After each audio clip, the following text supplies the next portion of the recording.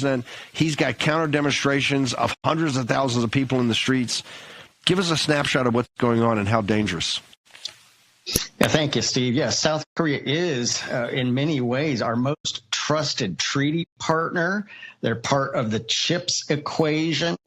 And President Yoon, they are in the fight of their lives right now against essentially a communist coup. Most of these on legacy media, when you see these protests against martial law, 1/3 to 2/3 of those are actually Chinese that have been flown in. This is absolutely crazy. Let's go to this first slide here to explain the lineup of what's going on, please.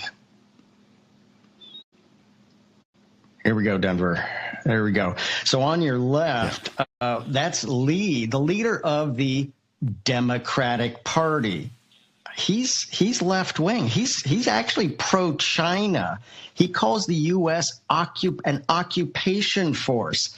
He says, and now he was just convicted of malfeasance. This is why you're seeing everything going on. He was convicted of malfeasance, and that means he potentially can't even run for president, which he wants the presidency. He's a hardcore left-winger, pro-China. He wants U.S. forces out, calls us an occupation force, wants the THAAD missiles out, and works very closely. Now, to the right, that first green oval, that's President Yoon. He declared martial law on December 3rd and 4th. Well, why was that? Now, martial law has a very bad history and background in South Korea, so everybody's gut reaction was, okay, this is bad. And it was in many ways bad, but he did that strategically so that he could launch a raid on the National Election Commission to seize evidence of actually Chinese election interference. That was the whole reason, because legally that's the only way he could do it, to raid the National Election Commission.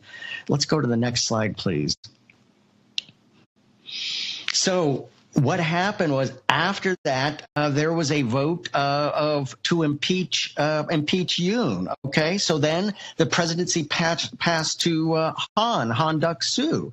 Okay, now he was impeached on December 27th, and the presidency is now President Che. And again, on the left, that's the Democrat Party. They control the National Assembly. It's a unicameral body, but they have 192 seats. The right is the populist Make Korea Great Again Party. These are conservatives. They're in the fight of their lives. There's so much election malfeasance.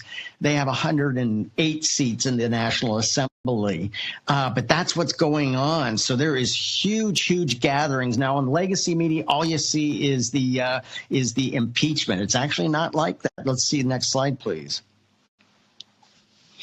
This is the 3 centers of gravity in Seoul. So that center one, that's the office of the presidency. That's a very important one. It's right next to Yongsan, the old U.S. military, Dragon Hill Lodge, right there. That's where the office of the presidency is. The National Assembly is over on the left. That's Yeouido Island, and that's where Lee really holds power, and that's where he's really conducting this coup from, is the National Assembly. Now, just yesterday, they're 12 hours ahead of us, but a huge gathering. The new presidential palace is over to the right. That's where hundreds of thousands of South Koreans trying to stop the steal have been at, and they did effectively, because they're using the term insurrection. You can come back to me here, Denver. They're using the term insurrection. Well, they sent the corruption police. They have to redo this whole impeachment thing because it was based on the word insurrection. Sound familiar? Yeah, you bet they're taking a cue from the Democrat Party here in America. So this is the fight of their lives, and this is potentially buckles the whole right wing of the deterrence against China, and that's exactly why. So also, Yoon is actually really building bridges with Japan. There's a lot of hard feelings still from the Second World War. Totally understand that. That's not totally resolved, but he's reaching out to Japan. However, Lee is extremely anti-Japan and wants to break up that alliance. That's also what China is concerned about. So most of what's going on right now, this is a Chinese malign influence attempting to topple South Korea and really make it a enclave of China. So, Steve, this is so concerning.